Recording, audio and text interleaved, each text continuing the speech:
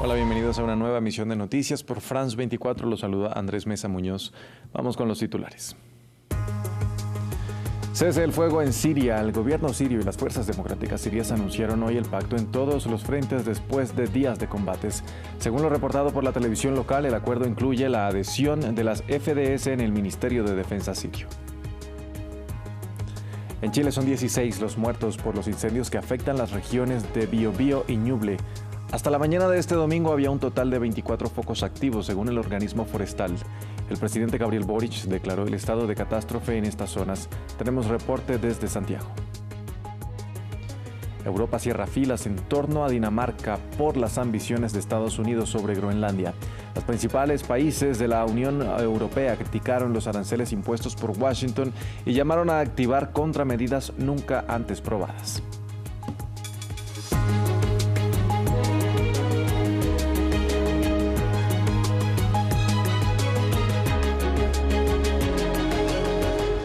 Vamos a empezar en Siria. La televisión estatal reportó que el gobierno y las fuerzas democráticas sirias lideradas por los kurdos llegaron a un acuerdo para un cese el fuego inmediato después de días de enfrentamientos.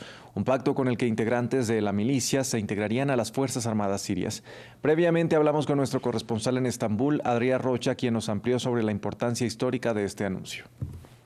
Buenas tardes, Andrés. Pues es muchísima importancia, sobre todo porque este nuevo pacto firmado entre las fuerzas democráticas sirias, como decías perfectamente, controladas por las milicias kurdas, y Damasco, significa un punto y aparte, un capítulo final en el que probablemente era el punto más peliagudo en esta transición política en la que está inmersa Siria, que, recordemos, entró en este nuevo proceso después del final de la guerra civil siria de 13 años y el final del régimen de Bashar al-Assad en diciembre de 2024. El pacto, así, tiene varios puntos claves y son sobre todo la rendición y entrega de dos grandes territorios que hasta la fecha controlaban estas FDS kurdas hacia Damasco. Estos son Raqqa y Deir ez-Zor, dos grandes capitales del este sirio. Según este acuerdo, además, las FDS entrarán a título individual sus integrantes, tanto militares, milicianos, como también a miembros políticos y civiles de este grupo, a la administración de Siria, de Damasco, a través de título individual. Esto es muy importante porque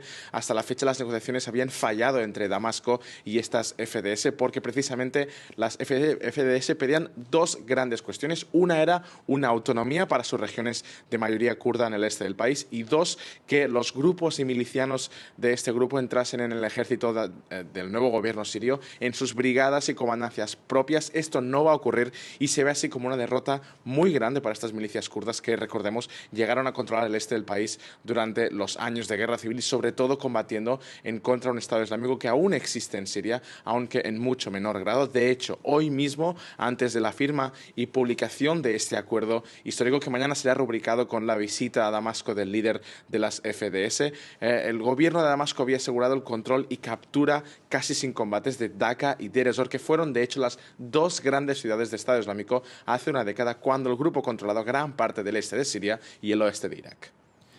En Irán, el presidente lanzó una advertencia ante un eventual ataque contra el líder supremo. Esto después de las amenazas de Estados Unidos por la represión del gobierno iraní contra las protestas que se extendieron durante más de 2 semanas. Esto dijo: Si hay dificultades y penurias en la vida de las personas, uno de los principales factores es la hostilidad de larga data y las sanciones inhumanas del gobierno estadounidense y sus aliados. Atacar al líder supremo de nuestro país equivale a una guerra a gran escala contra la nación iraní.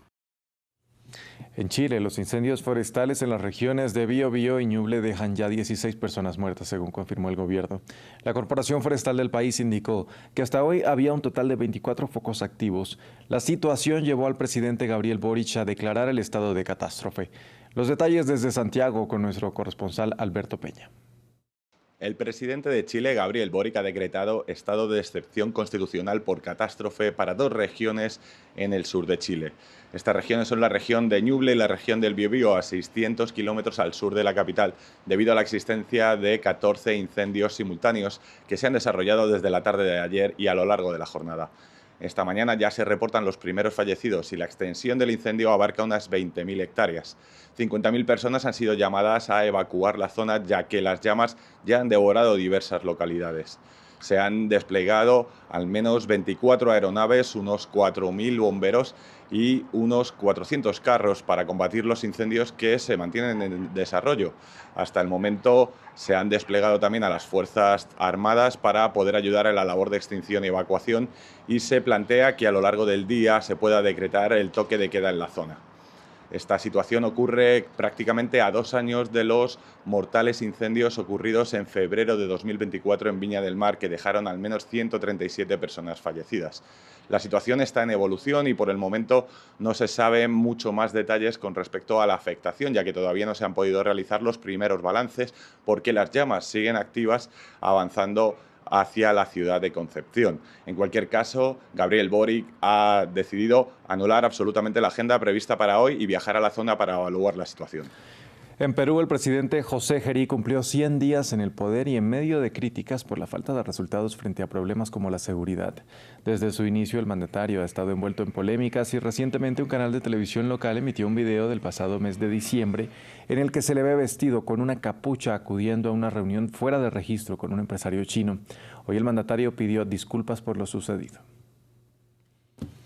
Europa no será chantajeada, así lo dijo la primera ministra de Dinamarca en respuesta a la decisión de Estados Unidos de imponer sanciones a varios países del continente hasta que pueda asegurar la compra de Groenlandia. Una opinión que compartieron varias naciones de la Unión Europea, que rechazaron también esta decisión y que ahora contemplan aplicar un paquete de contramedidas económicas. Para ello, los embajadores del bloque fueron convocados a una reunión de emergencia. Para analizar este tema saludamos a esta hora a Diego Ferro, él es ejecutivo, economista y financiero y fundador del fondo de inversiones M2M Capital Management. Diego, bienvenido a France 24. Muchas gracias, Andrés.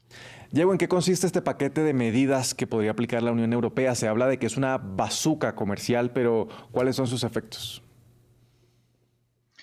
Claramente, las tarifas desde el punto de vista de Estados Unidos es una herramienta muy poderosa porque Estados Unidos importa muchos productos de todo el mundo y todo el mundo quiere acceder a los mercados americanos. Yo creo que por el lado europeo, donde se le puede pegar más a Estados Unidos son por las empresas de tecnología que venden servicios y de alguna manera imponer algún tipo de restricciones de ese tipo. Ahí sí es un sector muy importante para la economía americana. No me consta que ese sea el caso, pero yo asumo que si realmente quieren tener una actitud agresiva, iría por ese lado. ¿En qué se diferencian estos aranceles de los que anunció Estados Unidos, por ejemplo, a principio de año? ¿Estamos hablando de una guerra comercial como la que ya hemos visto? Lo que pasa es que yo creo que Trump descubrió que los aranceles, más que impacto económico, tienen un impacto geopolítico. Y se dio cuenta que en casi todos los casos que los aplicó, los gobiernos se sentaron a negociar. Así que yo creo que lo está usando, empezó todo como una idea económica, que obviamente fue muy criticada por muchos economistas, pero que se transformó en una herramienta de política exterior que hasta cierto punto ha sido muy exitosa, porque casi todo el mundo que las vio, incluyendo China, se sentaron a negociar. Ahora, ¿tendría la Unión Europea la capacidad de disuadir a Estados Unidos con las medidas que eventualmente tome al respecto?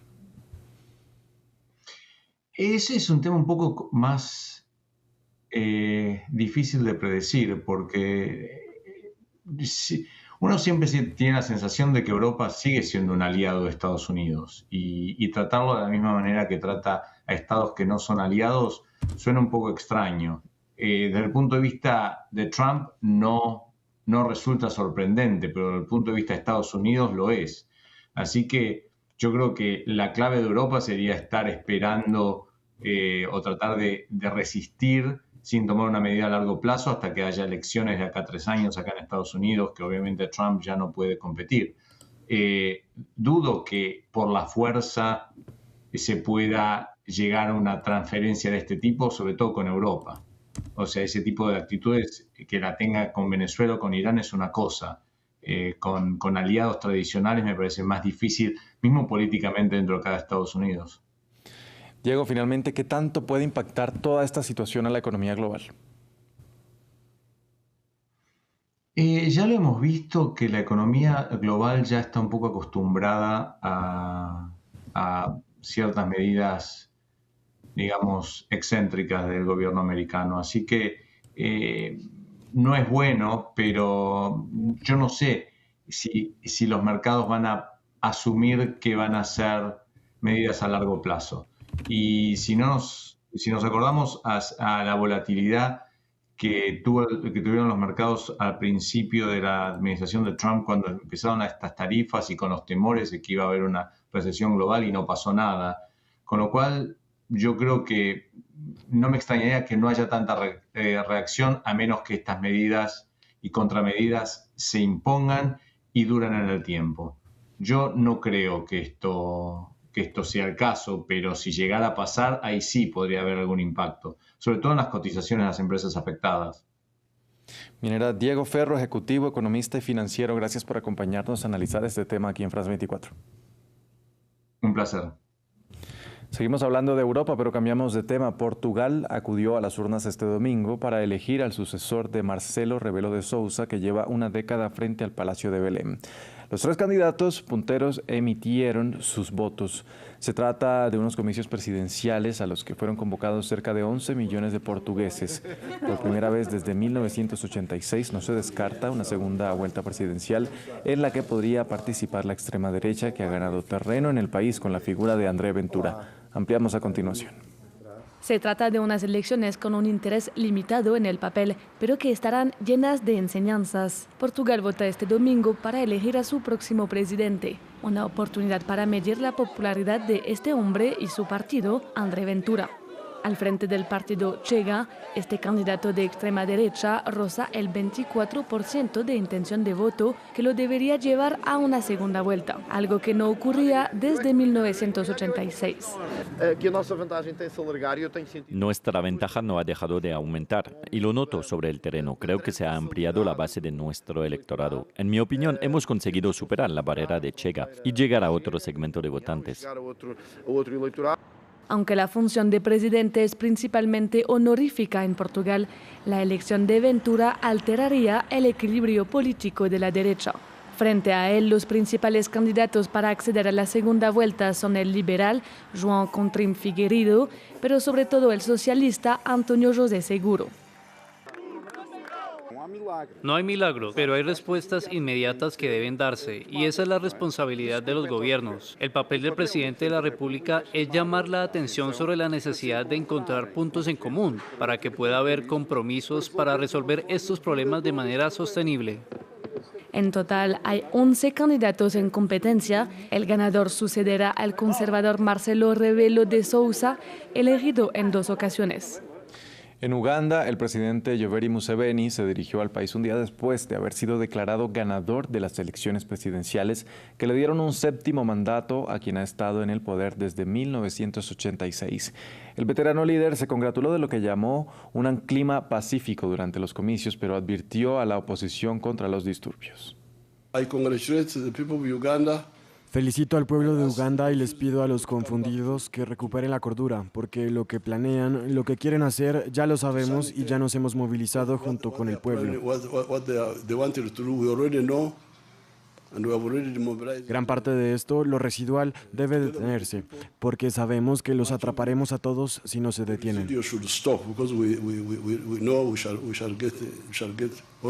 En India, miles de personas se lanzaron al agua en lo que constituye para ellos un baño sagrado que hace parte de los rituales del Magh, un festival anual que se celebra durante un mes dedicado al dios hindú de la creación. La ceremonia cambia de fecha cada año dependiendo de la luna nueva, según el calendario hindú, y tiene un profundo significado religioso para los devotos, ya que se cree que este baño los limpia de sus pecados. Y finalizamos con deportes porque ya empezó el primer Grand Slam del tenis del año. Hablamos del Australian Open. En la primera jornada, uno de los favoritos del torneo, el español Carlos Alcaraz, venció en 3 sets al australiano Adam Walton. La favorita en la rama femenina, la bielorrusa Aryna Sabalenka, también ganó sin dificultades.